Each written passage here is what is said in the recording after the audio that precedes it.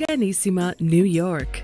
Your exotic skin, hair, and beauty source, and your one-stop shop for all your natural and organic skin and hair care, featuring authentic organic Moroccan oil and prickly pear seed oil and much more, bringing you only the best, straight from the source and proudly produced in the USA. So what are you waiting for? Shop today at www.arganisima.com. Arganisima, New York. Your beauty is our duty.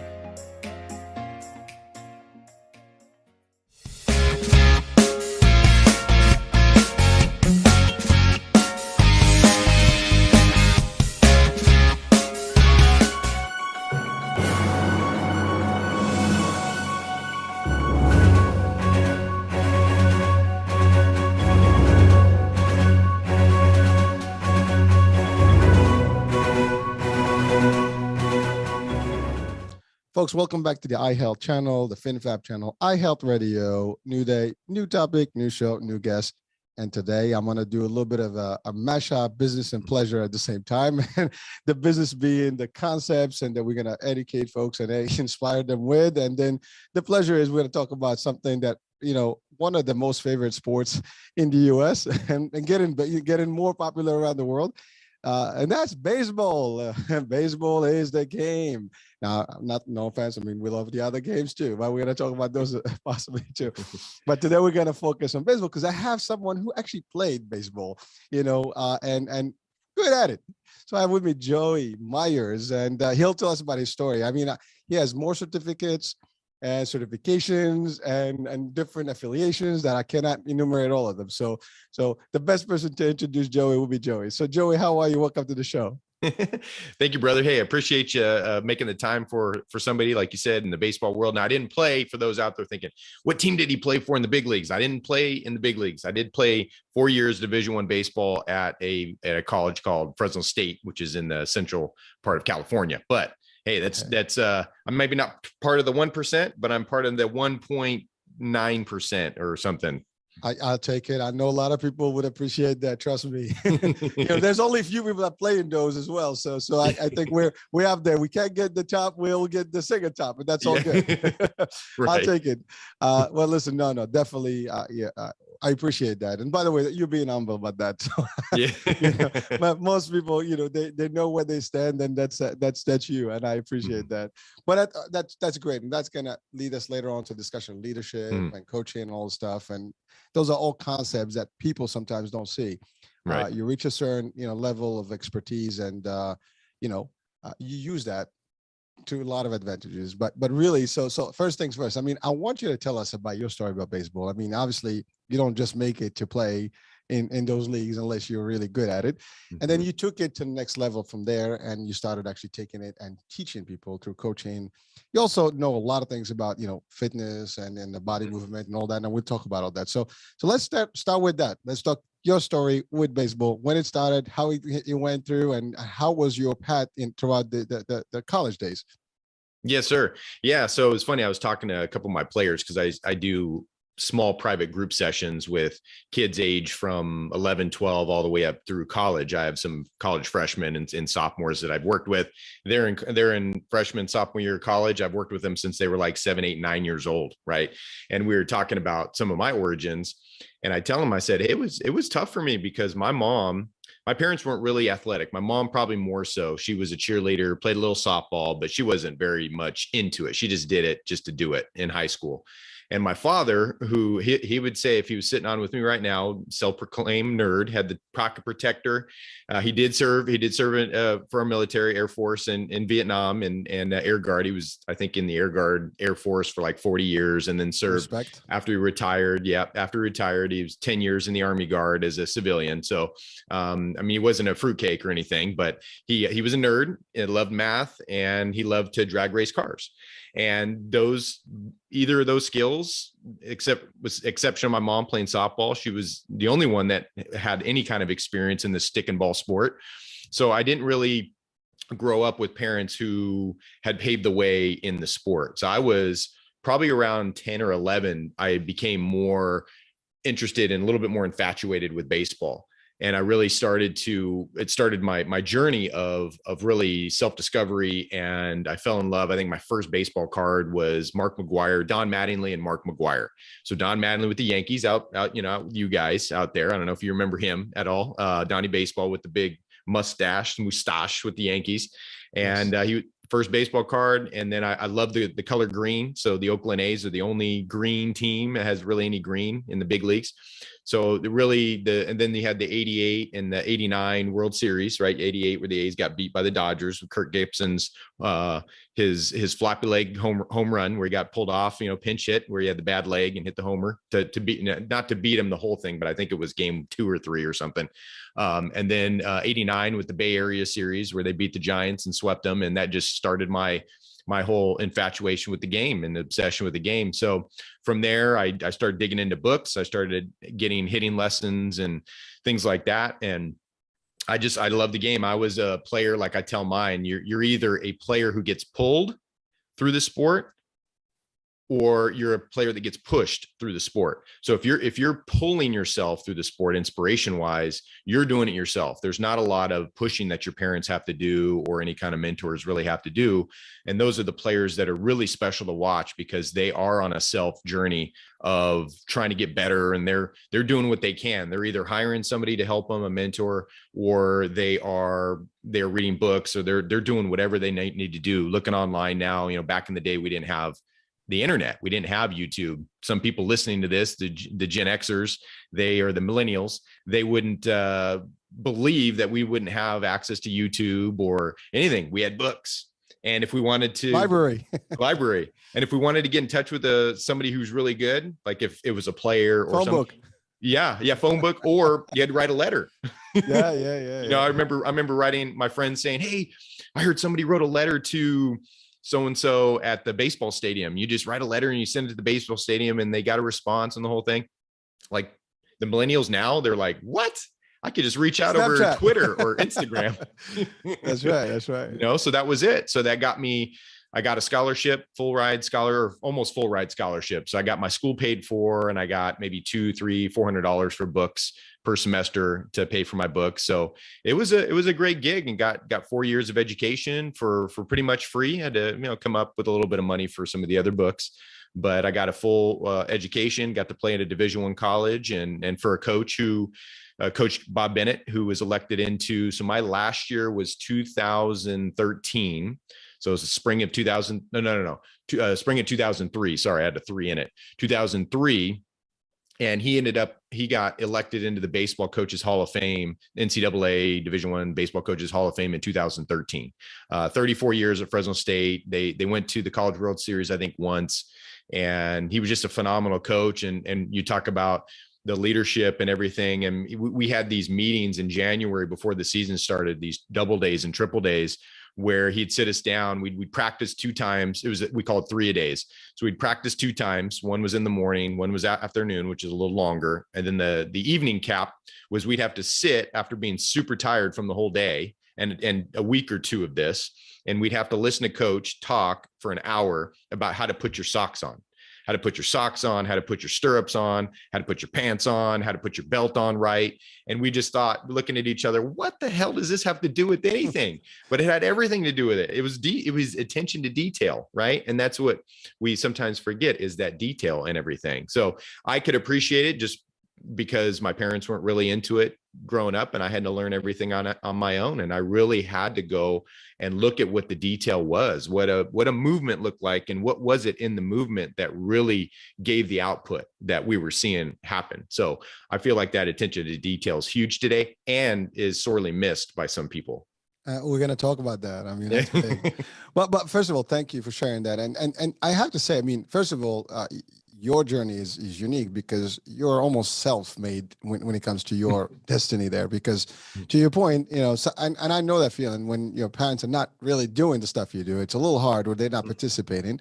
But you love something, you have it in you have a passion for it, and you're going to do, and you're determined to do something with it. But you did, you took it, you learned. It took you to 3, college, around, and, to a decent level of fame, because I mean, college is college. I mean, baseball, all these teams are actually out there and people see them and they know, and it's fun and has its own, category of distinguished, folks. And so that's awesome. And that's an experience. But then also you had to meet some of the top, people like this particular coach, and the experience itself is important, because when you get somebody that at that level to lead you, to teach you, that stays with you for life. And that knowledge is something that is not cheap. And you don't get it all the time. Not everybody has access to those folks, in the first place, right? You said it. I mean, you had to write stuff to get someone to even respond to you and give you a tip. Now you get someone that's real, that understands the game, and is giving you things that not only can help you in the game, but help you outside of the game. Because that's the other part. A lot of things that you learn through sports live with you in your life, and you apply them without even thinking about it. Subconsciously, it's already there. It's instilled in you, and they work. You apply them in business. Now, you're a business person. We're going to talk about that shortly. And you help businesses, and you do a lot of things. So you really do a lot of things.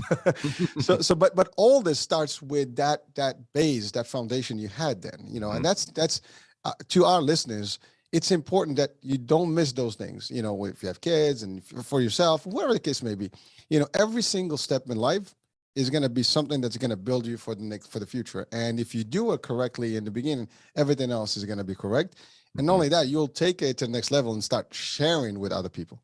Today, that's what we're doing. We're sharing your experience and your motivation and your tips that we're going to share as well. So there's new folks here that'll be like, wow, I didn't know this. I'm not sure. I can't even see the relationship between being, in baseball and learning how to do business. Well, we're going to make that linkage right now. I mean, so those are the things that people sometimes don't see. And to your point, that's detail, right. But your experience. So my question to you is, you were looking up at this coach, and yes, at the beginning, we all do the same thing. We look at somebody that's teaching us stuff like, what's the point? Like, really, we don't even understand the concept until later on. You'll be like, now I know.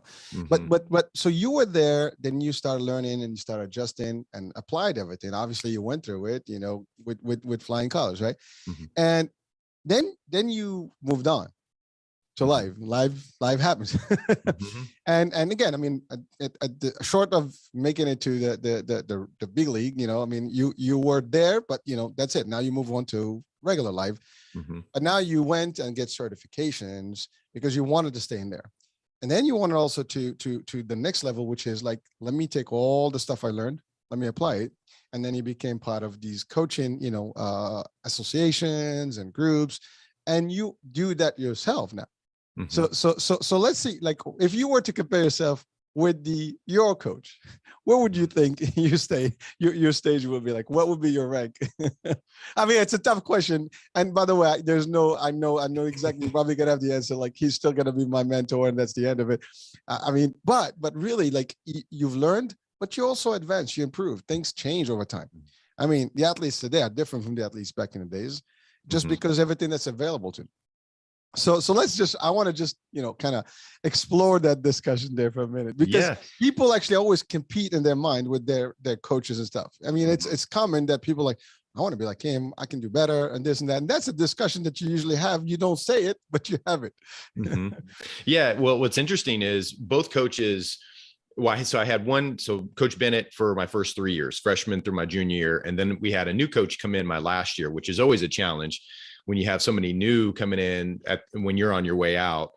And the newer coach, he's there now. He was a little bit more new age, brought a little bit more flavor to everything. And I'd been there for 3 years, kind of knew what to expect from Coach Bennett. So to get it from another coach. So I learned a little something from each. And I know you say compete. And I think the two things that you tend to look at, whether it's business or sports or coaching, whatever, is you take what you learn to do, which you learn something from these coaches, what to do and what you found to be successful, but you also learn some what not to do.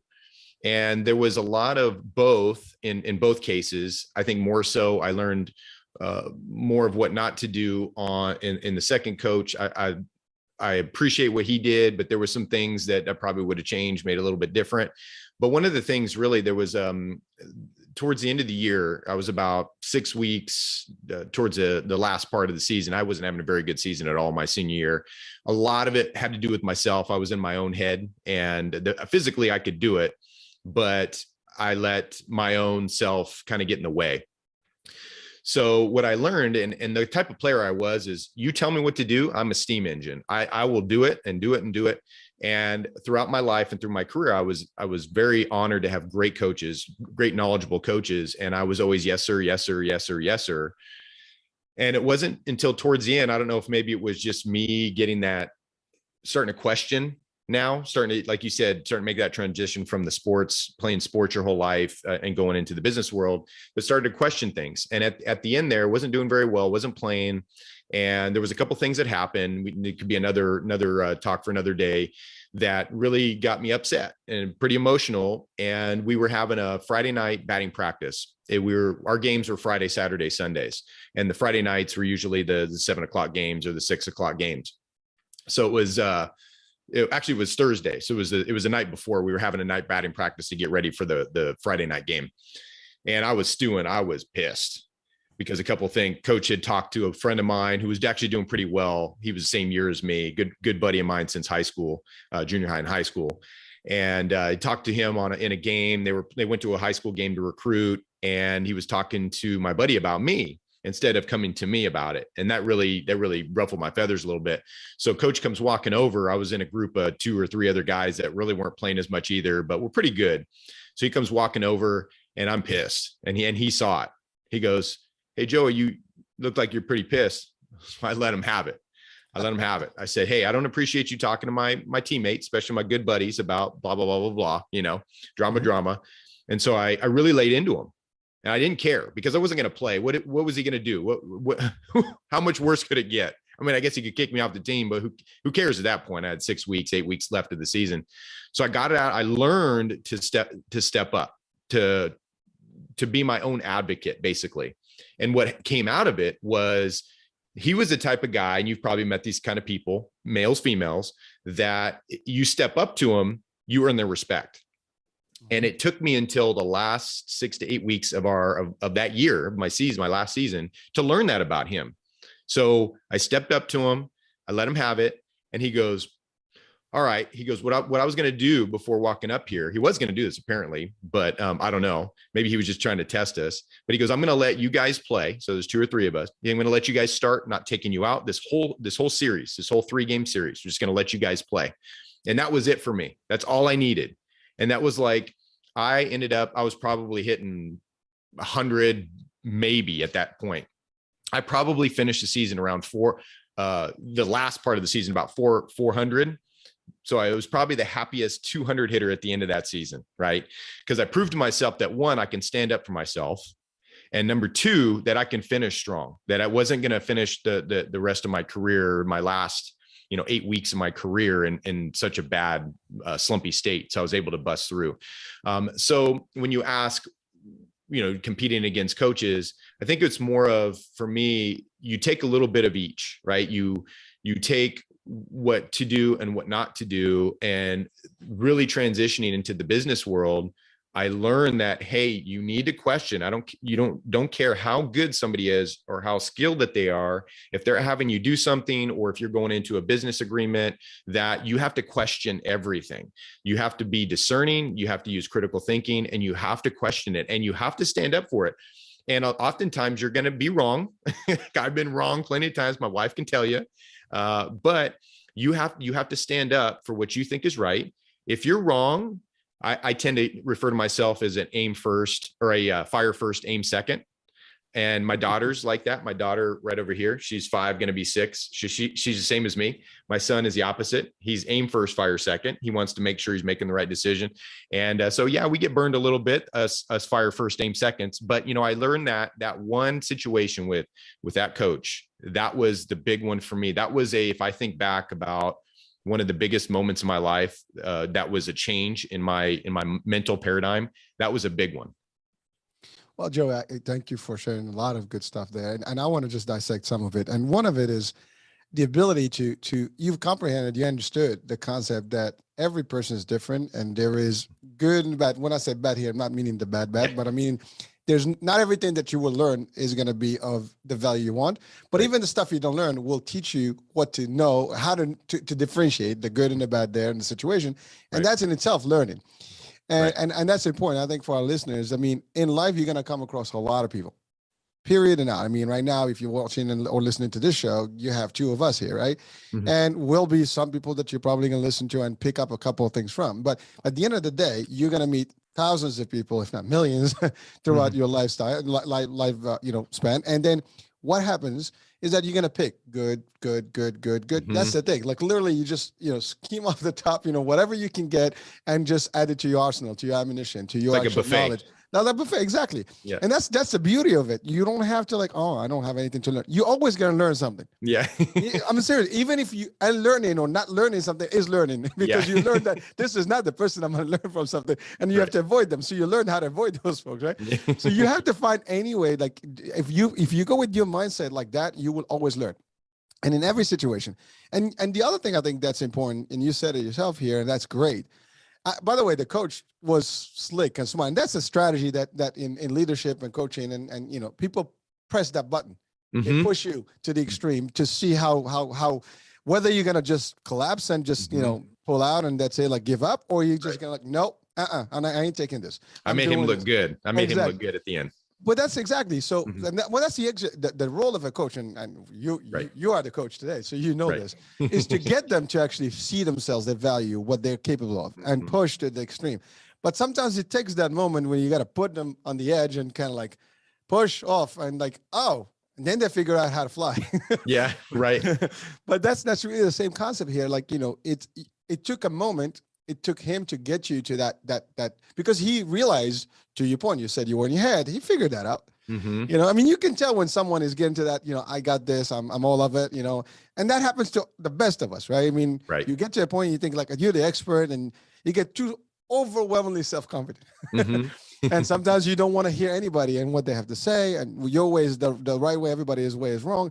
And that's it. But by getting to trigger you to come up to him, that was the thing. And by the way, this is actually something you do even in business. Sometimes you take some employee that that has what it takes, but you got to give him the little nudge and the push. And sometimes it takes that little, tough love to make it happen.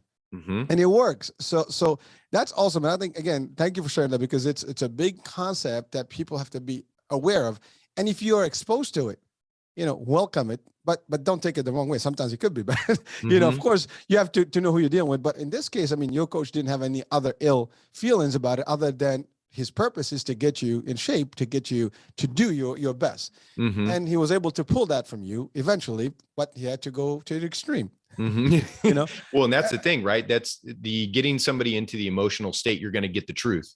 You're going to get what they really think, instead of when you ask somebody, hey, how's it going? How's the weather? You're going to get this facade, this defensive facade, and you're going to get these surface things. How are you feeling? Hey, I'm good. I'm good.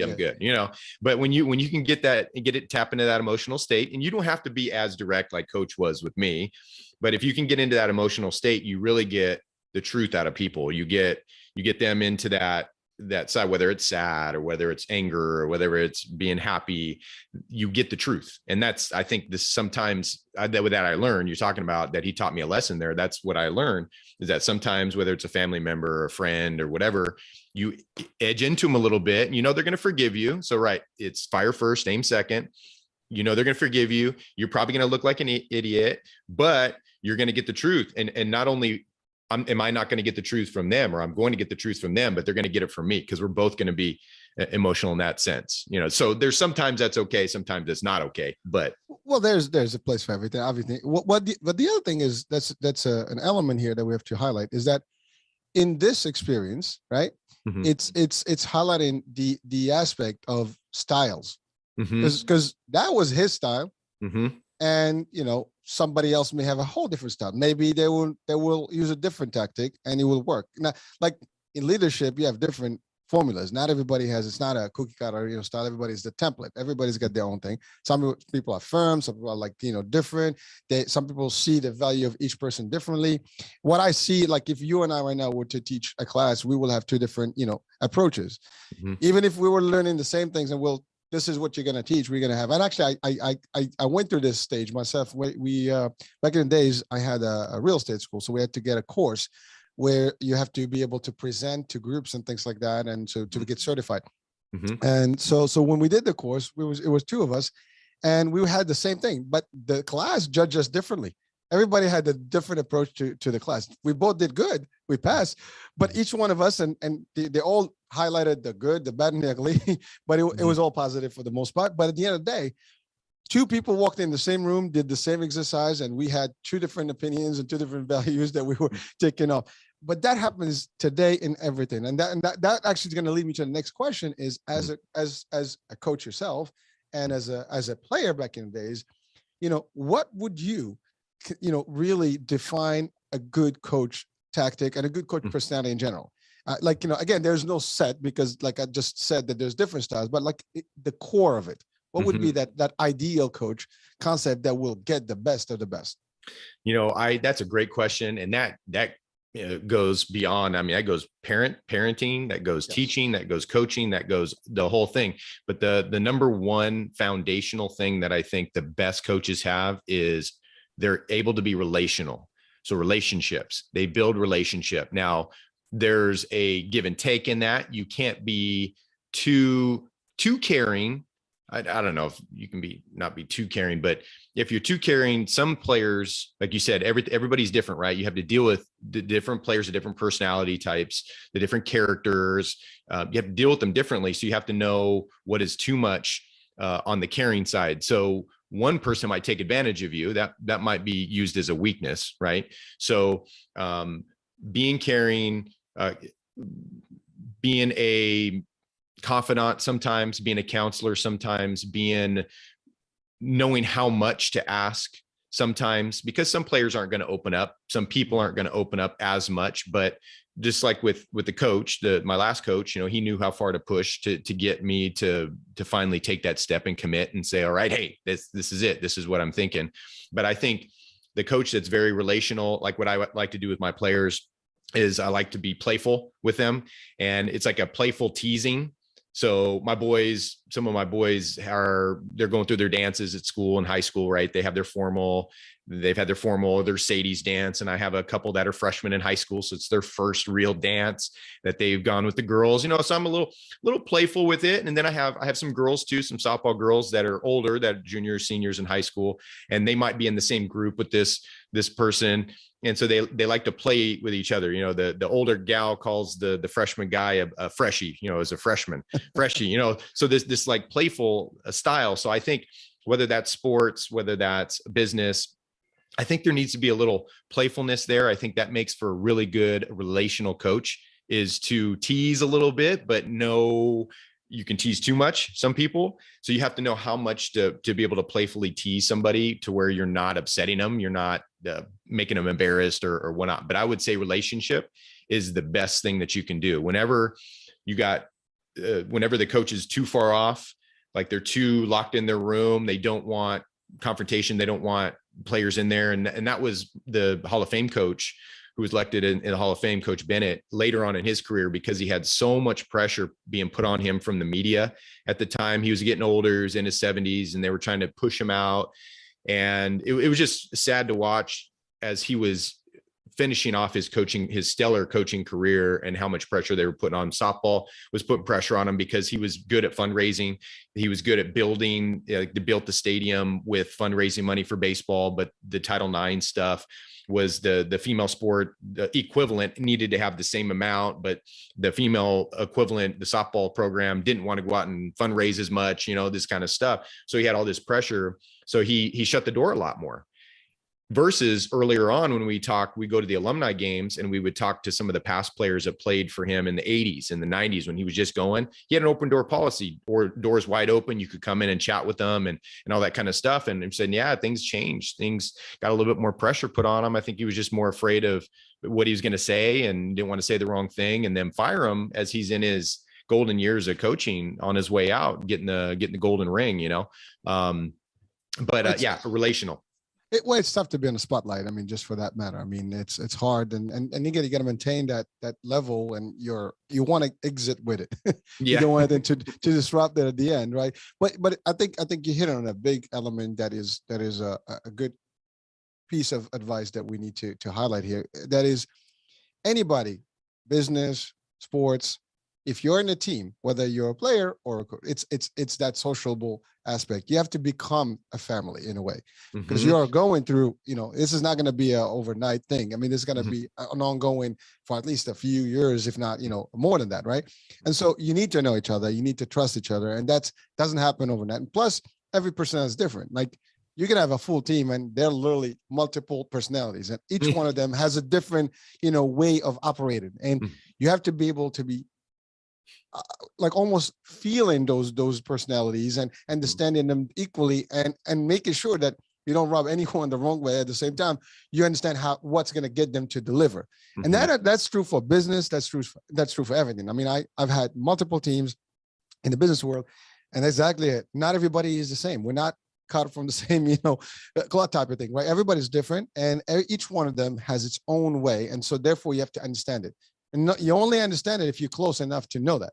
And you have to open to them so they can actually share the true personality. To your point, they can be shallow and you're not going to get anything. And therefore you're not going to be able to work with them accordingly. And it takes discussions, like to your point, open door policy. Let's talk what works, what's up. And then you can make the adaptation. That's the other thing. You have to be malleable yourself. If you just rigid, there's only one way. I want everybody to do exactly what I want. That's the end of it. That ends the deal right there. So leading is not simple. People think like, okay, you're in charge of that's being a boss. You can tell people what to do, but they may not do it. Right. But in coaching is different. It's mentoring. It's really being there for them. It's showing them why and get them to really get motivation. That's the other thing. Motivation is key. And as I think part of coaching and leading is motivating. If you can't get the team excited and motivated, you're not going to get any results. And like they'll be walking like zombies, okay, sure. We're going to swing that bat. All right. But so that's the thing. You have to create something, get them some competitive spirit going and all that stuff. And that's actually powerful. And coaching is coaching. I was watching, literally, I was doing almost one of those encore movies, with We Were Soldiers. I don't know if you've seen the That's an awesome movie, and I was rewatching it, and it's powerful, like the words that Mel Gibson was talking about. I mean, it's a sad movie. I mean, there's crazy stuff in that movie, but the concept of leadership that was displayed there, it's just awesome. The way it was portrayed, and you see that in sport movies and war movies and even corporate movies.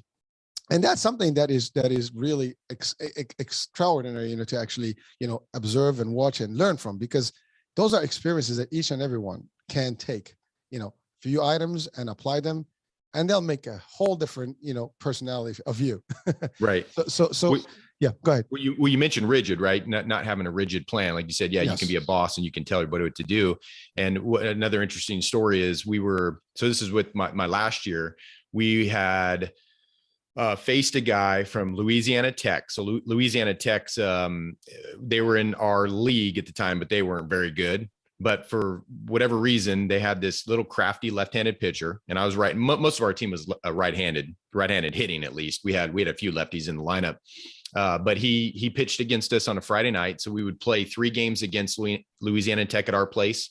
And then later on in the season, we'd play 3 games at their place. So we would go there in Ruston and we'd play them. So at our place Friday night, he, as a left-hander, for those familiar with baseball, he didn't throw very hard, but he was very crafty. He was able to throw his curveball. They call it a backdoor curveball. So the curveball would start on the outside part of the plate. You'd give up on it, and then it would curve back over and be a strike. And so our plan, and this is one thing I learned that was really good, the last coach had taught us, was to actually have a plan, have an approach at the plate. So where you're hunting, you're looking for a specific pitch in a specific location. So he had told us, our coach, he said, okay, you're either going to hunt 2/3 of the plate. Either this is your choice. You can hunt it a fastball 2/3 away of the plate, 2/3 in. So either one. So that was your choice in what you wanted to do, but it had to be fastball. So we were all hunting our fastballs 2/3 away or 2/3 in, whatever our lineup decided to do. Well, this pitcher was throwing a curveball on the outer half of the plate. So we're all thinking fastball, right?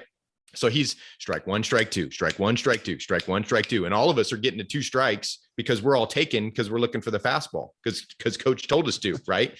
And coach had told us also that if you wanted to hunt something other than a fastball at the beginning, it was going to be an act of Congress. We had to bring all these scouting things and we'd have to bring all this evidence of why we wanted to do this. It was an act of Congress to be able to switch, get the plan to switch. So anyway, that Friday night, that pitcher, they beat us that night. So fast forward to when we go to their place, same Friday night guy, my buddy and I were sitting on the bus. We're going to the field, I think the night before to take batting practice to get used to the field. And we were watching the video from that game, the prior game with him pitching. And the video was from center field. So we could get a bird's eye view, backwards view and see what was happening. So we're watching this guy and it was to all the righties, backdoor curveball, strike one, backdoor curveball, strike two. We're like, and he kept doing it. That's so we go, signature. Signature. Yeah. So, and it worked, right? Because we were all programmed to look for the fastball 2/3 away or 2/3 in, didn't really matter, but we were looking for a fastball. So my buddy and I decided, you know what? This is at fire first, aim second, again, showing up. We said, you know what? We're just going to hunt 2/3 away curveball, 2/3 away curveball. So we told our teammates, we didn't tell coach because we didn't want him to get upset or anything like that. We're just going to kind of show what happened. So come time for the game, same guy throwing, same approach. He took the same approach against us because it worked before. And I think we got him out. We hit him out in the 3rd or 4th inning. He didn't last more than 3 or 4 innings. And my buddy, I think, ended up going 4 for 5. He might've had the cycle. So he hit a single, double, triple homer. I think I had a homer. I was like 3 for 4 with the homer and a couple doubles. So it just went to show that, and coach wasn't upset. So we found out that he wasn't upset if we went off the plan a little bit, but it's the same idea, right? You talk about being rigid with what you're doing. I think that's that can be used and exploited as a weakness. And I think it doesn't really earn that relationship between boss and employee or colleague, And Joey, thank you for really sharing. I love that actually, but that's a true example of what happens when you in the lead, you only want one way and you're not open to potential change. You see, every situation happens and you have to adapt. I mean, in martial arts, we use this term of adaptability. You have to adjust, You're not like, we don't go out there like, okay, the guy's going to swing to the right. I'm going to do this particular technique. You don't know what's going to happen. They slip, they throw it. It's a different angle. What are you going to do? So you can't just say like, well, he didn't send it straight. Okay, well, guess what? Too bad. You got it in your face. Doesn't work that way. So it's the same concept. You have to be able to adjust. And as a coach, you have to let the team, they're playing. You can go with the best plan. Once they're in that field, they're the ones who are seeing what's going on and they're dealing live. No one that happens. Like, even we can talk war. The politicians, the Pentagon can actually decide on everything. But once these guys out there, they're really live time. I mean, they're not actually waiting for decision. They have to make split, second decisions.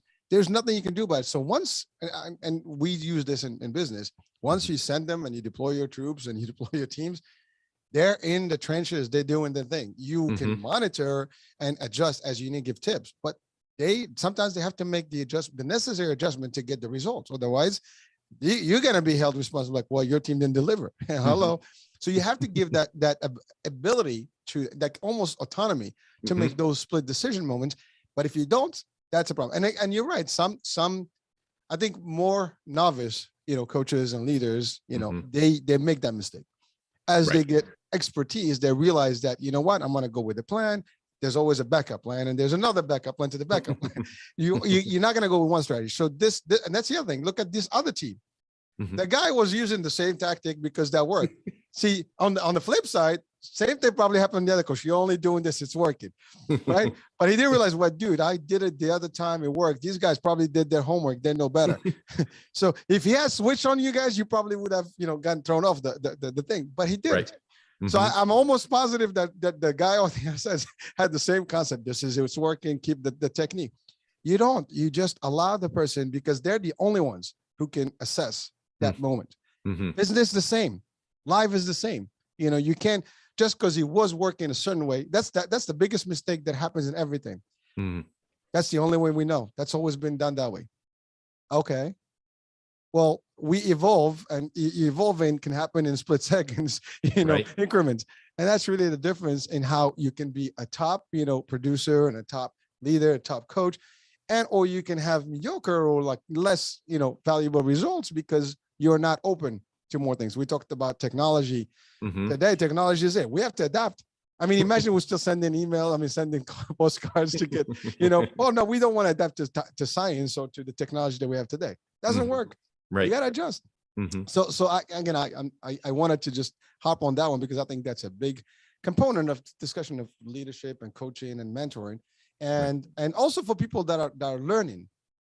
You have to be able to speak up too. Like, yes, you might upset someone, but that's the other thing. Like, if you allow people to share opinion, it's, they can.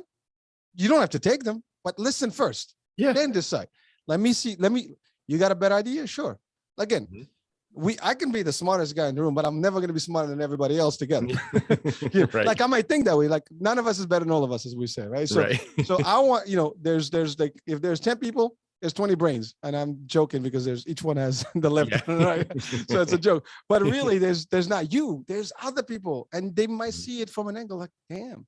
And it happens all the time. You're in a room, and someone throws in like, I love it. Let's do it. And that's the other thing. As a leader, it's not always your way. It's what's going to work for the group. If you're a team, it's what's going to get you to that to the cup or to get whatever trophy you're going to get. If it's business, it's going to get you to that target, and your target and making the bonus, whatever the case may be, right? It's a contract, whatever. Again, it's that kind of what we're going to do together to make it happen. And that's the other thing. Team is team, right? There's no I in team, right? and yes, and that's, I think sometimes coaches do forget that. And again, I'm not judging. Yeah. But when I say coaches here, business or sports, if it's always about them, that's when they start losing. Yep. But I agree. You're not any good without your team. You're not, there's no leader that is good without their team. You can't even claim to be a leader if you have no team. If the team doesn't follow, what kind of leader are you? Well, right. And you're not, like, you talk about war, right? I love war. Military history is one of my favorite. I was, you mentioned martial arts too. And I took 3 years mixed martial arts back in high school and kind of in the midst of the baseball soccer world that I did. But if you're not listening to the troops on the ground, like you said, they're the ones in the trenches. They're the ones that with the intel, right? If you think you're that smart as a general and you're sitting off in some nice, cozy room, and you got your troops that are telling you, hey, general, this is happening, and you say, no, we're going to do this. We're going to do this. You're like you said, you're losing. Well, it's funny because we're talking about general, and again, we respect all our yeah. Oh yeah. Of course. But when I say, we have a joke. We say field generals, like in the business world, literally. Like, so in my world, I consider myself a field general, which means I run the operation from the office, but I actually hang out in the trenches with the team. And field general. So that's the difference. And the reason is, if you're a general, that means you've been through different wars. You've gone there, right? You've done it, and that makes you an expert. But war time changes. Things change. So if you're not every time in the trenches with everybody, you're not going to adapt to the new stuff. You might know about it, use an old tactic. And by the way, old tactics work, but you have to be able to mix and match, what you know plus what's new. And if you adapt to it, you're always going to be ahead of the curve, no matter what. We're not talking military here in general. So even at work, if you are running teams, especially in sales, and we're going to talk about your book and sales and SEO and stuff in a minute, but really the concept is, if you're going to run groups and teams to achieve targets and goals, whatever those things are, unless you're out there, like I have this challenge all the time at work, in general, where there are people that always are, they always kind of tend to know your business. So let me explain. I'm in sales, but everybody else is an expert in sales. But when you ask people, how many sales have you done in your life? No, I don't know. Never. Okay. How many times you've actually gone in front of a customer to handle? How many times you were in the street to be able to be exposed to actually the deal and the discussion stuff? Never. Well, how can you possibly even know what we go through? You see, like for me, I swear, I can tell you this, my wish, and eventually if I have the possibility to do this, is that I want everyone to train like everybody, like cross train everybody with the troops. because you don't know what a soldier goes through until you're actually in their shoes. When you have those things zipping over your head, the bullets are like, all over you, and you hear those sounds. That's not the same thing as watching them on TV. You're right. It's the same thing when you're in the street. Like I can share something about my business, like in my day business.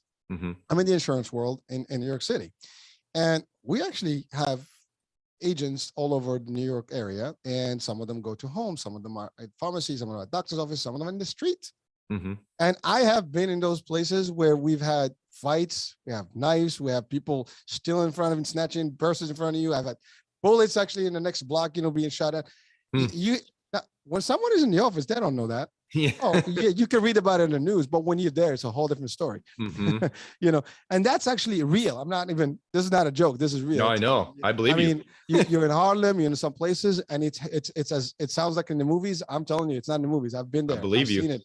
And people don't relate to that because they don't understand it. You go to somebody's home, it may not be the ideal place.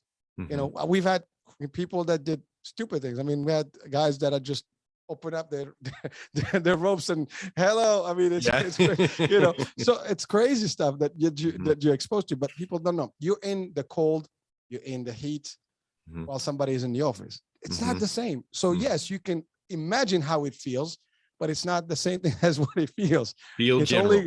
Exactly. Field general is the key. So yes, we want to have that leadership, but we want to be part of it.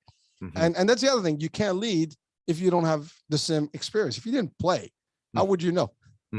Right. You can't be a strategic, theoretical, type of coach or leader because you just, you've seen it. You read a couple of books. That's great. You watch a couple of movies. That's great. But have you tried it? Because let me put you to the test. Let's go together. Yep. And, and you'll be surprised sometimes. Like they'll be like, "Oh, if I can do a better job than my team, I suck." Yeah. And I say it all like, I'll challenge anyone. You want to get head to head with me? I'm down, baby. I'll show you how it's done.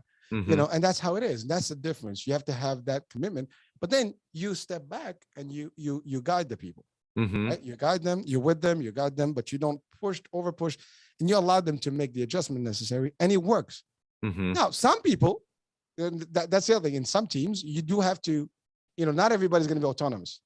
You have the people that you have to hold hands. Right. And those are fine. That's also good. And that's what they need. So now you understand your team well enough to know that this person, hold hand, this person, let go. You know that system well enough, you adjust it correctly, you're always going to be a winner. And that's really, all teams want to win. There's no team that I know that gets into any competition that like, we're going to lose. I have not heard of that one yet, but so everybody is in it to win it. Right. But again, I love this discussion. It's just fun. We can go for hours, but so now let's talk about you in the business world. And so you've written books. Well, I think a book, right? One book? Couple books. It's like 4 or 5 now, 5 or 6. Yeah. But big ones, there's like two big ones that, yeah. So books about business, strategy, I think, right? More on the baseball side. The business strategy side is going to be coming. We're kind of, it's a work in the process. Well, so first let's talk about the baseball books. So what are the main core topics there that people can, first of all, would like to hear about them, and maybe we'll put the link for people to actually can, research them and maybe even get them and learn from them, because I know you do this for a living, and I know you have great insights that people can actually take. Right now we're talking about it, but when you read it, there's more details there, and there's more traction there that people can actually really apply.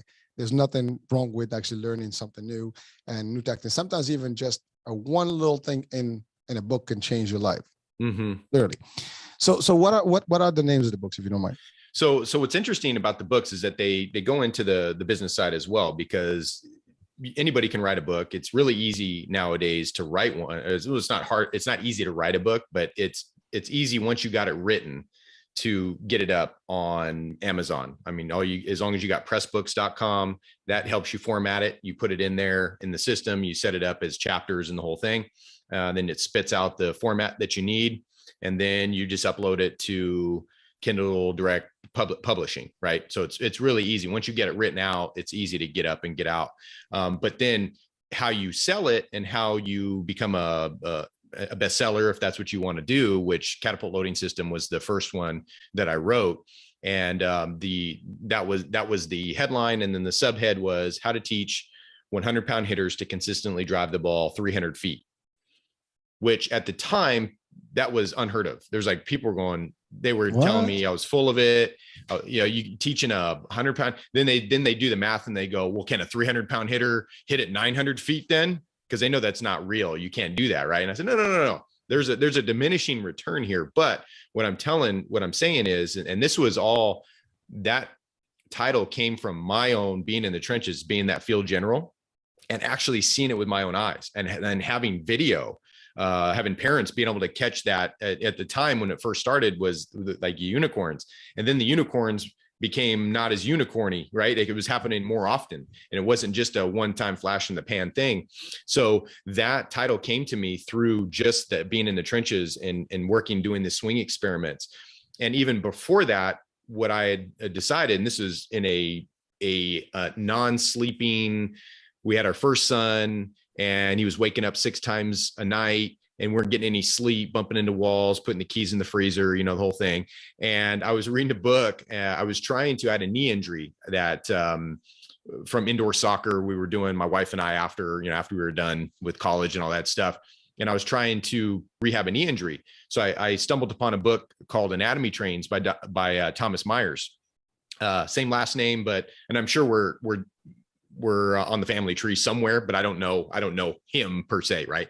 But he was more of they call it a body worker, more of kind of, it feels, what he does is like a deep tissue massage type thing. But what he's doing is he's putting your fascia, he's lining your fascia back up. For those familiar with fascia, I know this isn't the format to get into the weeds on that, but just knowing that I was reading that book. And then what I started to make connections on is I started that book because I wanted to fix myself. But what I found was that, holy crud, we can actually reverse engineer the swing to optimize the body in not only high performance, but also low injury rates. So lower the injury rates. So what I did was I started what we say now is applying human movement principles that are validated by science to hitting a ball. So that's what we're doing. So we take engineering principles, we take the body work stuff, biomechanics, and we take like physics, we take those principles and we apply them to hitting. And a lot of people were upset. They'd say, well, the father of the spinal engine, that's one of our main tenets in our hitting system, is Dr. Serge-Grakovetsky. He's an older gentleman up in Canada. He's a physicist and a biomechanical engineer, and came up with this spinal engine. He's got all kinds of case studies. He's got all kinds of studies on that. And they'd say, well, how many base hits in the big leagues did Dr. Serge-Grakovetsky get? These guys, these Sunday quarterback type coaches, right? And so that was the kind of thing that we were on. So what happened was, so I wrote that book within a year. So I wrote that January 2017. By January 2018, I have that little Amazon best-selling author sticker. So I screenshotted that, and it was right above one of the most well-known hitting books by Ted Williams called The Science of Hitting. So it's got the Science of Hitting, and it's got Catapult Loading System. And I have the best-selling sticker, and he doesn't. But with bestsellers, I mean, you have to keep up with the sales have to be there all the time. And so, eventually that sticker disappeared, but I did get the snapshot of it.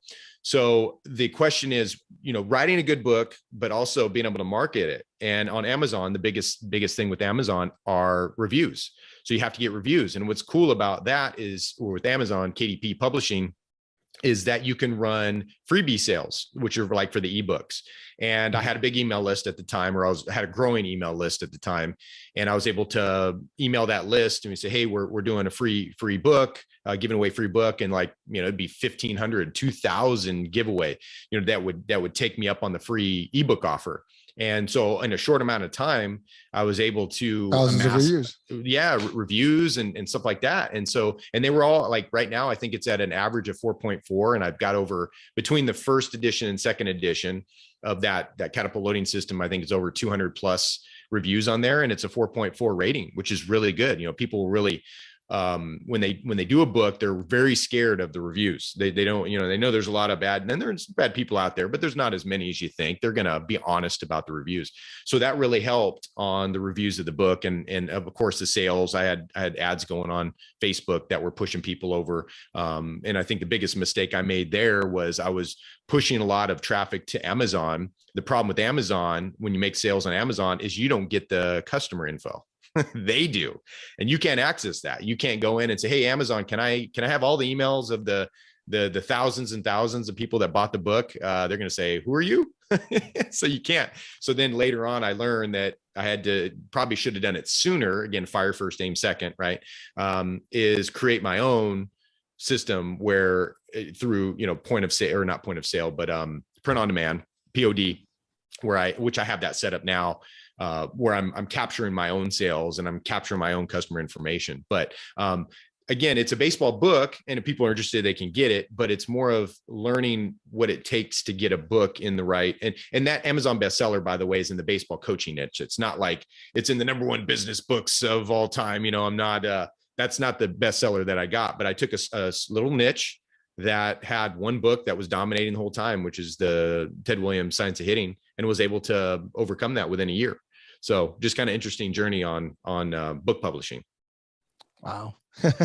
That's a lot, but thank you for sharing that. I mean, that's important, because I think as we're discussing now the business aspect of it, you use your skills, your knowledge, and now you turn that also into business and then making, money making opportunity, but it's how you market, as you said.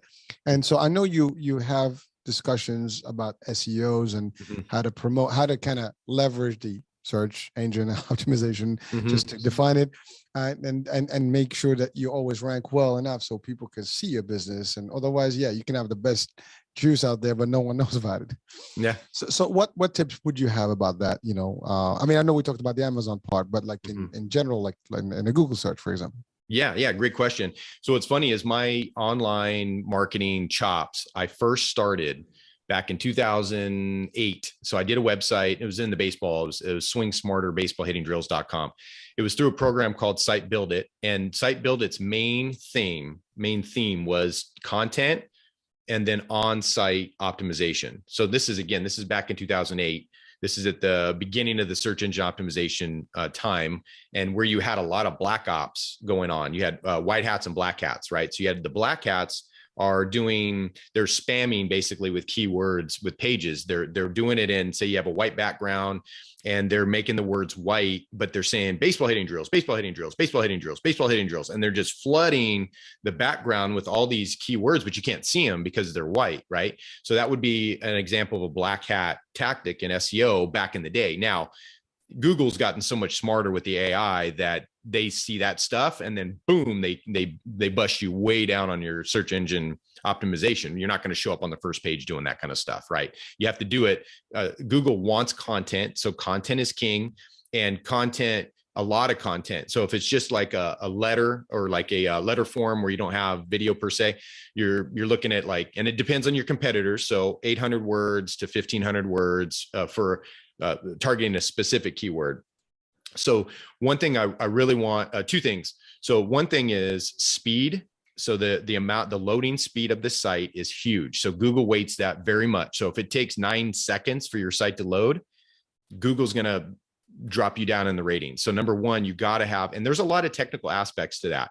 So I have a team, I have a small little team, and I have a tech guy who's really good, computer science guy named Kabir, and he's really good with that kind of stuff. And you go on the tech side.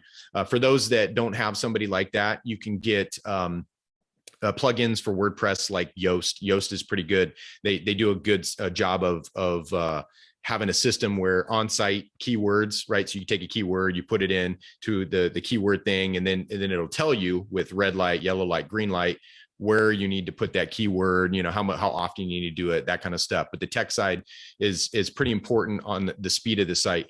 The second thing is, for most businesses, and this is what I learned later, this isn't what I knew in the beginning when I first started this, and I've kind of returned to it full circle. I went away from SEO in the middle. In the beginning, it was a big part of my websites. And then I went into more of like Facebook ads and the book publishing and sales funnels, putting together sales funnels and autoresponders, email stuff. And then I've since returned back to SEO just because of the whole environment, the whole marketing environment now, and how Facebook is just nuts right now, just with Apple's attacking them, telling them you can't do this and that and the other thing.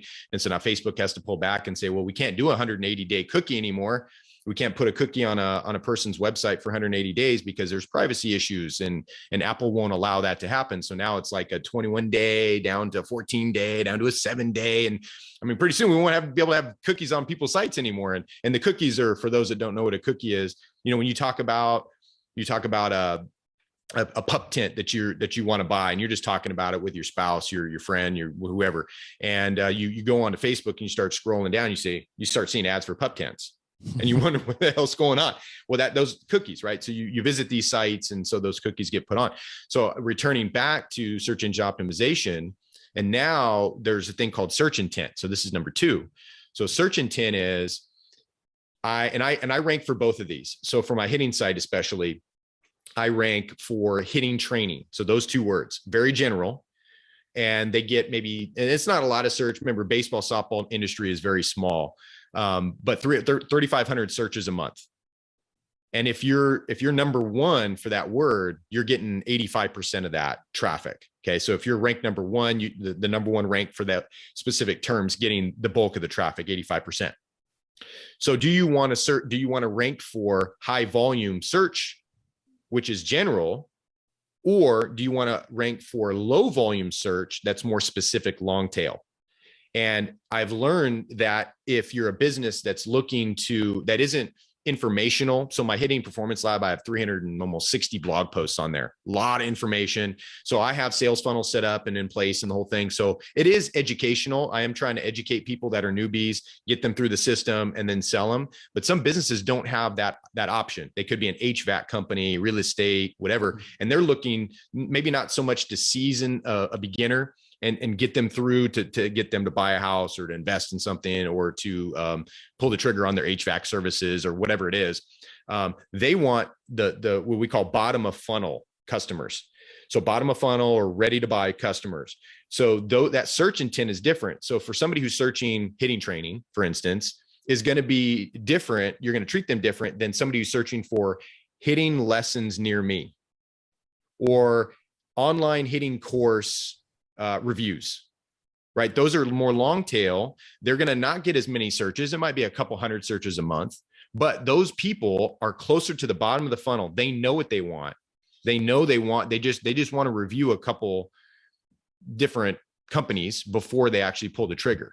And that's the big difference. Is search intent is huge. So what keywords are you focusing on versus, the high volume stuff? Search is cool. And it's cool to have that traffic coming in, but there's a lot of energy you have to spend in order to convert that traffic into an actual buyer. So thank you, Joey. So you have the ability to help businesses right now to figure out their SEO ranking and adjust it, and you test it out for them. And certainly you can get them better results and potentially better sales and growth. I mean, ultimately, that's the bottom line. I mean, if you're in business to make money. Right. Right. So, but you're right. I mean, it is tricky. And I have a business too. And I know it's not as easy as people think. Your name just doesn't pop up first. I mean, you can be in page 20, I don't know, somewhere out there. No one even, you have to keep moving more and more and more before you can get to somebody, right? Right. And that's because, again, to your point, key elements, keywords, how you place all this stuff, and your speed of the site can, I do sometimes test them to see how my test is doing. I mean, my site, is it easily to load up, especially on the phones and things like that? I mean, that's the other part. Mobile, that's another one. Mm-hmm. Yep. Yeah. Because I mean, you can be good on the computer, but once you put on the phone, that thing doesn't just keep buffering. Right. And a lot of people use their phones now as a search. That's where you see 80% of traffic. I know. You're just on your iPhone. Okay, let me see. Click. Yep. You're not gonna go let me log into my computer. Nobody's doing that these days, unless you actually at the office. Well, what's interesting is people are doing research on their phone and they're buying on their computer. That's what they're doing. So if you look at e-commerce and stuff like that, people they might go through the phone, they'll check some stuff out, see your reviews, they'll do the research first. And then when they're ready to buy, they tend to go to the PC, depending on the industry and stuff like that. But they tend to do the research on the phone first. And if that passes the test, and if your site sucks and it loads too long and it's not very mobile friendly, they're done. They're not even going to go to the computer to try and buy it. Well, as they say, you can never make a second impression. First impression is the key, right? On the online, especially. Yeah, I mean, once there's plenty. That's the thing. There's fierce competition. You're not the only player. If you had a monopoly in a game, that's one thing. But you take any product today. I mean, there's like thousands of them. Thousands of companies competing for the same thing, and so right. And you can have the best quality. That's the other thing. Like you have everything top, but you just can't get enough people to really value what you have because they're not seeing you where they need to be. You're not really as visible. And again, branding is a key. We talk about that all the time because in let's say in the insurance world, I mean, if your name is not recognizable by people, like, oh, who are you? yeah, you're not Geico. You're not that little lizard. Yeah, exactly. So and that's the other thing. Like, if you're not, and again, it costs money to be in front of people in that frequency. Right. I mean, TV is expensive. Radio can be just as expensive. I mean, online is the cheapest, and even Facebook can add up. Yeah. I mean, if you got to boost your stuff, frequently, I mean, it can literally just be thousands of dollars to really make the dent. Right. I mean, if you're going to want thousands of people to see you and come to your site, especially when you promote a site, that takes a lot more money than promoting it like a post or, a picture. It's two different things. So it costs more and it's actually less people. So you have to pay a lot more to get to the population. It's a number game. 10, 3, and that's what's great about long tail. That's what's great about long tail is you can take a company who is lesser known and you can compete. And there's a process that we use on long tail, and it's basically going like 6 layers deep. So like I said, hitting training, that's like 1 layer deep. And if you're going to try and compete with hitting training, which I do, like I show up 6 or 7 on Google, on page 1 of Google. So 6 or 7 in there, it fluctuates between 5 and 8 or whatever it is. So I'm on there. I got enough backlinks. I've got enough content on that kind of stuff. But if you're not able to, like you're talking about in the insurance business, well, if you can take, stay with the same hitting example. So hitting training, I can go a little deep and say hitting training 2021. I could say hitting training online course 2021. I could say hitting best hitting training reviews 2021. Online course or online lessons, or the deeper I go, the more I can rank for all of those different keywords. But there's so many searches that Google doesn't even tell you about that happen. I can't remember. There's a crazy amount of searches brand new that have never been searched before, certain keywords every day. And I can't remember. It's like in the millions. It's crazy. It's crazy to think about that. And so that's why I think the long tail keyword it's not easy, but it's an easier way to compete with the big, because Geico's not concerned with the long tail keywords because they're, like you said, they got millions and millions and millions of dollars for branding, right? They can go on, they got YouTube locked down. They got, ranked #1 on Google. They got all of them, omnipresence, right? They're all over the place and they're at the top places. Google AdWords, right? They're paying for placements everywhere on websites that part of their demographic. Well, how we can short circuit that a little bit is do what they don't do, or maybe what they don't really feel like they need to do because they can just throw money at the problem, is to attack them like guerrilla warfare and go into the long tail keywords. Again, they don't get as many searches as, again, hitting training, right? Hitting training, 3,500 searches a month, but online hitting lessons might get, I don't know, 250 to 300 a month, but those people are ready to buy. All they're looking for is just a little nudge in the direction. Hey, I want to see his testimonials. I want to see some of his case studies before I pull the trigger. But that's a way that we can go use a little guerrilla warfare to slide under the radar. And, something that Geico's not going to do in the insurance industry. They're not going to go that low. They're not going to do that. Well, Joey, guess what? I think you and I, we're going to have a discussion after this show. I'm going to have to put you with our marketing team and see if we can make a difference in our, strategy online. So, sure. That may be a real, I'm just, you're talking about, like, I can see where we can do this. and we can do it too. We can do it through all the different channels. So we can do it. We have like a content amplification process where we take a piece of content, or we take a string, like that 6 deep string of long tail keyword. And again, I can show your marketing team that. And we can turn that into a news article that goes into the news side, like Google News and all the different things. So basically like a press release going to the news, a blog post, a podcast, a slideshow, and what's the other one? The infographic. So, and a video. So there's 7 different modes. So we create all those 7 different pieces of content, all targeting a specific thing, that we're looking for. And then we send it out, we syndicate it out to 200 plus different websites, from blogs to news to all that kind of stuff, because content is king. And so we create a lot of content and then we distribute it out and rank. Now we start ranking for some of those keywords, those long tail keywords. It's pretty interesting. I just came into it the last couple months, and we're doing it on our own in our own businesses.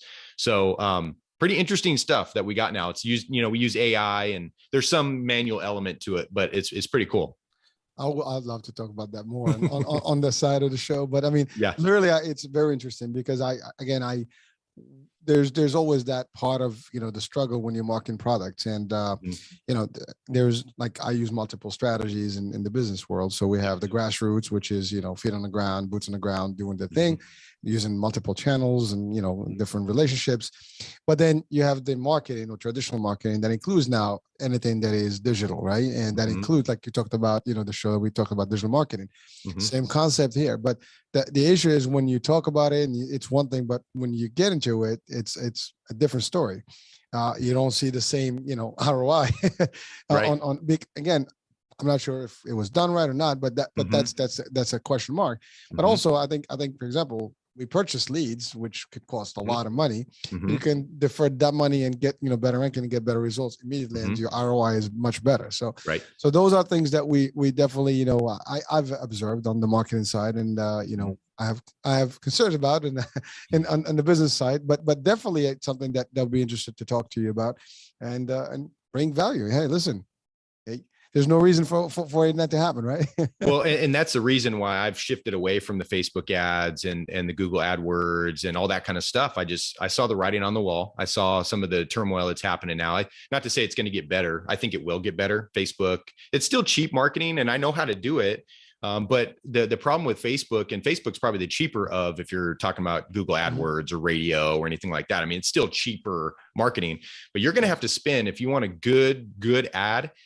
It wasn't like this in the past, but you're going to have to spend about $1,000 a week or $3,000 in 1 week. So you can do $1,000 a week for 3 weeks, and just know that money's going away. Like you're not going to probably recapture that, even if you have a good sales funnel set up, because you're going to have to figure out what the optimized image is for the ad, the optimized headline, and you can do split test, split A/B test type stuff with Facebook. They allow you to do that. Makes it actually pretty easy.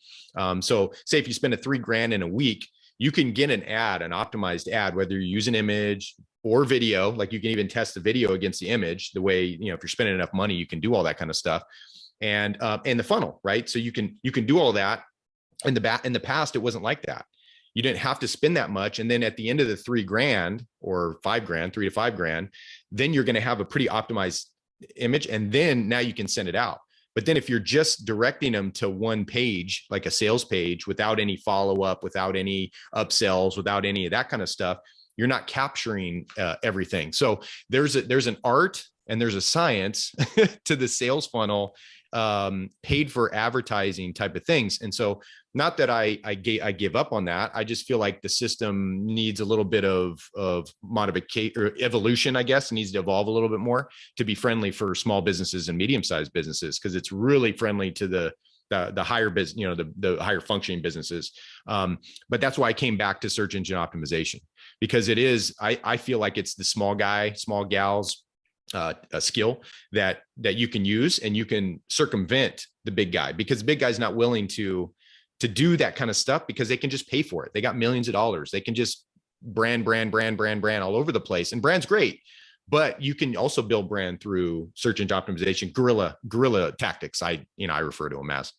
Well, it is. This is guerrilla marketing, but this is digital guerrilla marketing. Yeah, this is because we do the same thing in the trenches and in the communities, and that's another approach. But again, you have to almost have a full 360 spectrum of different approaches, and digital now is the place. A lot of people spend more time on social media and digital space than, I call it, cyber world right now. So we're in the cyberspace better more than the actual world. Right. So it's amazing, right? So I know we're coming out to the time here at the end of the show, but I wanted to, a couple of things. The company and how we can get, hold of you. So people listening, first of all, I want to say this. It's funny because if you were listening to the beginning of the show and now you'll be like, it's two different shows. Literally, we transited so far out, it's not even funny, right? People are like, well, how did that even happen? Well, that's the way. Did we start with baseball? Yeah, we start with baseball. I told you it's gonna be a mix and match. It's a mashup, and we're gonna go business with pleasure. So we did the pleasure, now we do the business part. But that's the fun part about this show. But the idea is really we want to make sure that people know about your services and how to reach out to you. Sure. I will have the website, of course. But so what should they be looking at, or for, and what companies can be looking, to use your services? Right. Thank you, sir. Yeah. So if anybody's interested in the search engine optimization, seeing what what we offer, all that kind of stuff, they can go to leadgenerationseoservices.com. And that's our main site. We have some blog posts there. We got a lot of information. I think the homepage is like 4,000 or 5,000 words on its own. So it's got a lot of good information for the demographic, the people wondering, hey, is this right for me? So we tend to be a little higher up on the price spectrum, but we do a lot. I mean, it's all the SEO stuff. We do have other things like email marketing, and I have a marketing partner who's really good on the email marketing side. He's really good on the Facebook ads and building sales funnels, and he's really good at that. He ran $1 million political. It was like 4 conservative news sites, and then the 5th one was a Trump 2020 coin pre-election that he was doing. He did $1 million during COVID 2020, and plus it was election time, so that was pretty big. But he also learned the bad that after the election, Facebook shut that stuff down because it was all Trump related and it was all conservative related. So the Facebook, he went from, I think, 1 month $250,000 of sales to the next month like 20,000. Wow. So he learned some lessons too. But anyway, he takes care of that kind of stuff. But we do, straight on the content, SEO, all that kind of stuff there. For those that are interested on podcasts, because we do podcast too. We're just kind of starting, called the Lead Generation Strategies Podcast. And at that website, at the leadgenerationseoservices.com, just click podcast and it'll take you to that website if they're interested in getting on or anything like that. But so that is, you mean the ads come on the podcast on like Spotify and all the other stuff? Is that what you're talking about? Yeah. So Lead Generation Strategies Podcast. We only have 2 episodes up right now. One's a case study, and then one's the interview with my marketing partner, Austin. So we're just kind of kicking that off. We're going to be doing a little bit more with that in the future. But they can go there. And if they're want to take the next step, hey, I want to check out my site with SEO. And maybe if you guys want to do this, that'd be good, especially if we're going to meet on a phone call with your marketing department, is when you land on leadgenerationseoservices.com, right there, before you even scroll down, will be like an SEO audit. So you can just put your website in there. You put your first name, email, and that'll automatically send it to you via email, and it'll give you a full report on where you guys are on your site. So you can do that. Anybody can do that. That's free. You don't have to reach out to us. You don't have to wait for me to call you or email you. You get that right away. And then if anybody out there wants to take the next step, they said, hey, okay, I'd love to sit on a call, 30-minute call, 60-minute call, and I'll go over for free. We'll go over that, and we'll look at low-hanging fruit that we can fix right now to help, at least the 80-20 rule, right? The 20% low-hanging fruit there, that's going to give you 80% of results. And for those that have teams, development teams and things like that, it's easy instructions that you can send them so that they can just go in the background and fix that stuff. So that is, no cost. But we're here to build relationships. As we talked with the baseball, we started on the baseball coaching side. We want to build relationships. We want to do business with people who want to do business with us. And, we want to make a friend in the process. It'd be nice. That's awesome. But so I do have one question. I mean, you're very confident about the ability to make the difference and change. People usually want to feel that comfort that they're going to get, because there's a lot of options out there, right? Oh yeah. And so is there any type of warranty, guarantee that you guys offer in terms of your service? And like, I see some ads come up all the time, like, we guarantee you that you're going to be first page in 30 days. I don't know if those are real or not. I mean, they pop up on my Facebook almost every 2 minutes. Right. So we can't really, because you don't know the person. So those ads are definitely eye candy because you don't know the person's situation with their site. So say if I got somebody who's coming in, so I put an ad out there like that, first page of Google in 30 days. So a couple of things are happening here. So one, if that person comes in and their site's brand new, like they just registered the domain, maybe they just had somebody build it, maybe it's only 2-3 months old. Well, depending on what market they're in, if they're saying Miami, Florida, or New York, right, Manhattan, and you're trying to rank for, say, insurance, right? It's going to be tough because it's a tough market. It's a big market, and there's a lot of competition there. Now, if you're in, I don't know, Spokane, I'm sure Spokane, Washington is smaller than New York or Miami, right? But a smaller area, and you want to rank in your local area there. Oh yeah, it's a lot easier to rank on Google. But what they're not telling you is, what are you going to rank for? What is it that you're going to get me on the first page with, right? Because I can get people on first page pretty quickly, 3 to 4 months for those bottom of funnel keywords, those longer tail keywords. Possibly even sooner than that, depending on the history of the site and the seasoning of the domain, right? So how long that domain's been around, how much content you have. There's other factors in there that will help you. How many backlinks do you have already coming in? If you're starting fresh, it's going to be and you're in a competitive niche, it's going to be a little bit more of a competitive to be able to get you ranking for the keywords that you want to rank for. But like I said, with the 6 deep long tails, makes it a little bit easier with the approach that we have, because it's not just the on-site, the off-site SEO, the backlinking stuff. It's the content amplification too that's really big, because that builds a lot of backlinks really quickly. We have websites in the crypto world, in the gold world. We're really heavily in the crypto right now, and it's super competitive. But there's a lot. There's like over 7,000 coins now, right? There used to be 100. You can make your own. You can make your own. I know. Your own tokens and coins, right? Yeah, so you're familiar with it. Yeah. I mean, I have the app. You could go in and create your own, and 15 minutes you have your own currency.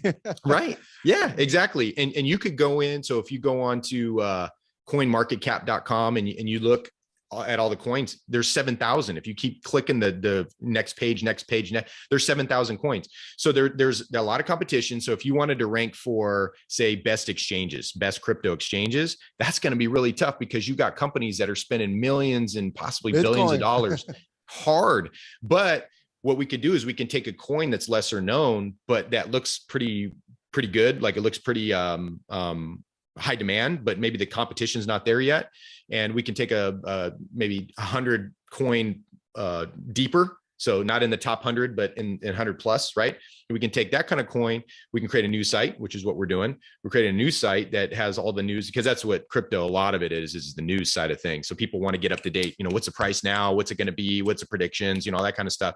And so we can rank really high for a smaller coin. And then once we get all that traffic going to that smaller coin thing, then we can shift them over to our site that is best exchanges. So if they sign up, we get an affiliate fee for, if they sign up for Coinbase or Binance or something like that. So interesting tactics, and in different niches, like you said, you cross, like MMA, right? Mixed martial arts. Like you take some, you learn you take the best from everything. That's it. Everything. Bruce Lee. That's what right? MMA is. Yeah. You take Bruce Lee. That's correct.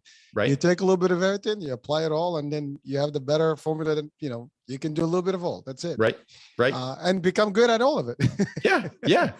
That's so one last question. Yep. I know we've exceeded time, but it's pretty intense. I love it. So the question that everybody, like, does a business need a certain budget to really make a difference, and and a time frame to really, because I mean, those are considerations that people have to always have. Sure. Small business versus a mid-sized business may have different abilities, financial or like capital backing, right? So what kind of budget are we talking about to really get someone from nothing to that page, and what can a reasonable time frame? Yeah.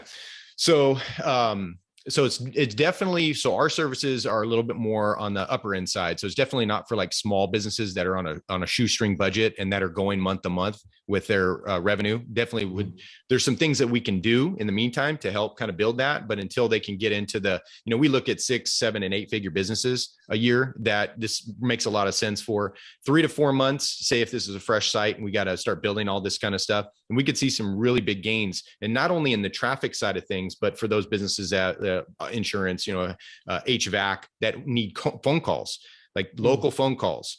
So increasing the phone calls and things like that. So in search engine optimization, it's safe guarantee wise to say 3 to 4 weeks to really get some traction, where we got, sometimes we go into a site that's they've used other people, they've used other search engine optimization, and it might have been part of like, say like a company like Reuters that does a little bit of everything, right? Reuters marketing or whatever. I have a good friend of mine that was using them, and they're kind of generalized, right? They don't go deep in a lot of the different marketing ways. They just kind of do a little bit of everything. Mm-hmm. And so you kind of get gypped on the search engine optimization side and possibly even put in the wrong direction. So if you're getting one of the backlinking strategies is citations, is directories, getting into directories like, Yellow Pages, even though it's not, the Yellow Pages kind of is dead, but it's still a link back from a pretty prominent site or pretty credible site, right? And so citations can help to, I forgot where I was going with that part of it, but as a backlinking strategy, it's good to have that and season that as we kind of start. But the directories are also going to help with the like it's part of that backlinking strategy is going to help increase the seasoning of the site as just one example of the different backlinking strategies that we can use. But the content amplification side of it, that's a big one. That's a big promising one because we're setting different channels, we're getting in different channels, and then we're distributing it out to 200 plus different sites. Wow. That's a lot of work. Yeah, it's a lot of work. Well, so, again, yeah. Oh, I guess where I was going with that was that, so if we have to go in and do citations, if we have to do them over, so a company kind of messes everything up and we have to go in and we have to redo those citations, that can hurt your rankings. So if there's black hat stuff, so if somebody hired unknowingly somebody to do their SEO, say a freelancer on Upwork or something like that, and this freelancer was doing a lot of black hat type SEO things, like we were talking about, spamming with the white words, but it's the keywords in the background. We can't see them, but Google's just going to crush their site. So do we have to erase a lot of that stuff and then restart again and re-go? So it all depends on how they come in on what we're doing. If it's fresh and it's clean, I mean, 3 to 4 months, pretty good traction. And what's interesting is we're belong to a group, SEO group. And a lot of them say, I mean, once they get into it, it's almost customers for life because it makes sense. It's the reason we came back to SEO is because it creates such a foundation of leads. And if we do it right, if we're attacking or going after the customer who's search intent is bottom of funnel. I mean, you're just getting more emails, you're getting more phone calls, you're getting more people that actually want to pull the trigger, and you're not having to spend a ton of time with your content warming them up. So once the leads come, it's like a snowball. And it's evergreen, right? It's evergreen. When you stop spending money on Facebook, that's done. Like I've done that. I know what it is. I've had in the thick of the baseball about a couple of years ago when Facebook was awesome and you were getting organic reach too. So my site, my Facebook hitting performance lab site was gaining organically, like people following me and stuff, which doesn't happen anymore on Facebook because it's more pay to play now. But I was spending a couple $100 a day on ads, and I was getting probably 150 to 200 or I was getting about 50 cents to 75 cents per email. So I was, if I'm spending $100 a day, I'm 150 to 200 emails a day. But the minute I turn that off, all those emails stop, right? I have those emails still, but the minute I stop spending money, the leads stop. So that's what's nice about SEO is it builds over time and it's evergreen. I mean, it can go for years as long as you do the right things. You're doing white hat stuff and not black hat stuff. You got to maintain it. Yep. Well, thank you. I mean, that's good and that's clear. And we need to talk about different things because this stuff does take time and you have to plan it. Sure. But so we talked about the SEO. That's business. Are you doing anything with the coaching? Yeah. So I'm still doing the coaching, and I have a core group of probably 20, 25 hitters right now, 20 to 30 hitters, mix boys and girls, more boys than girls, that I do here locally. So I have a local thing that we do here in Fresno, California. And then I have my online, which we have many, many coaches around. I have online lessons that I do. I'm slowly going to be phasing out at least myself in that. And I'm going to have coaches that are going to take over and do that side of it as we do more on the business side of things. But we sell online courses. We do the online lessons. We got the books. So, I set out with the whole baseball thing to leverage myself in a way where I didn't have to be there all the time. The lessons I do have to be there and I have to do those, but I wanted to make sure we're equipping coaches, do it yourself coaches, do it for you is kind of the lesson thing where I do it for the parent, right? I tell them what to do with their son or daughter. And then the books, and it's really easy and easy to leverage those things versus the lessons. So I was able to, instead of be a king in my little area, my little local area, I was able to spider out and be a chancellor of the king outside of more having hitters in Florida, out in New York. I got hitters out in New York. I got hitters out in New Jersey. I have all over the United States. So it's nice to have that reach. And like you said, you got those boots on the ground that they tell you what's going on. But yeah, so we're transitioning the last year or so, taking all the knowledge that we've learned, marketing our own stuff, because this is all our own medicine. This isn't something, we're an agency, but we're an agency that takes our own medicine. We do all this stuff with our own sites, and they can see that once they land on there. They can see the UI UX design, graphic design, which helps to funnel your prospect into what your call to action is. Do you want them to email you, contact you? Do you want them to download a white paper or a video or whatever? And so it's all our own medicine. We do this ourselves. We test it ourselves, and I think that's a big thing versus the big agencies, right? The big dinosaur agencies. You are actually your first client, right? Yeah, exactly. Right. I use that line all the time. Field general. You gotta be it. Because you speak by experience, and no one, again, when someone challenges you, well, you can see my business. What happened? It's applying it. Exactly. So you can have real evidence to this. Well, listen, Joey, it's been real. I mean, we could do another show and we're not going to end up here. So it's good. But I think we did a good mix here. I mean, this is going also on the Sales World, TV, which is the other channel. Yep. It's because it's all business, and it's going to benefit a lot of people in a lot of different angles. Anybody that loves baseball, that's a good show. Anybody that wants to talk about, in the fitness world and just the fun part, we have it. Anybody on the business side, we have it. And the business here goes beyond just the typical strategy and leadership. We go and also tactical thing that you can use to market your business. So folks, it's like I said, it's a mashup show. It's a little bit of, it's a buffet of information. Take what you can, just use it, or you're gonna lose it. So that's the concept. I think we have an opportunity here. So folks, please, check out the description of the show. Joey, that being said, any last words that we want to close the show with?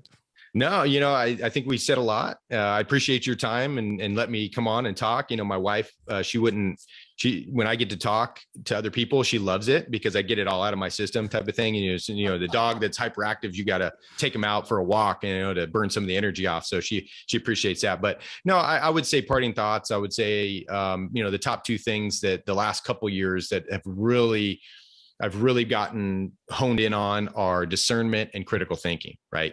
So whether it's choosing a service or it's some of the topics we discussed today, use discernment. So don't just do things just to do it. Use your brain, think about the case studies, right? Case studies, testimonials, all that kind of stuff. And then the critical thinking. And I feel like we need a little bit more of that in our society. I feel like that kind of went by the wayside. We saw over the last, 5, 6, 7 years, something like that. I feel like, we need to return back to that. We need to question things. And that's what I've done my whole life, whether it's baseball or whether it's business, and people even some of the gurus that we listen to that, always questioning, you try it doesn't work. If you did it exactly the way they did it, then maybe it just didn't work in your industry, but just using a little bit more discernment, a little bit more critical thinking, I think goes a long way. Love it. Love it. Love it. Joey, thank you so much for the time. Folks, thank you for watching and listening. Well, watching in a lot of channels right now, but also listening on the iHeart Radio. I enjoyed this discussion. It was awesome. And we'll be talking soon. Different guests, different show, different topic. Stay tuned. Bye for now. Bye-bye. Thank you. See ya.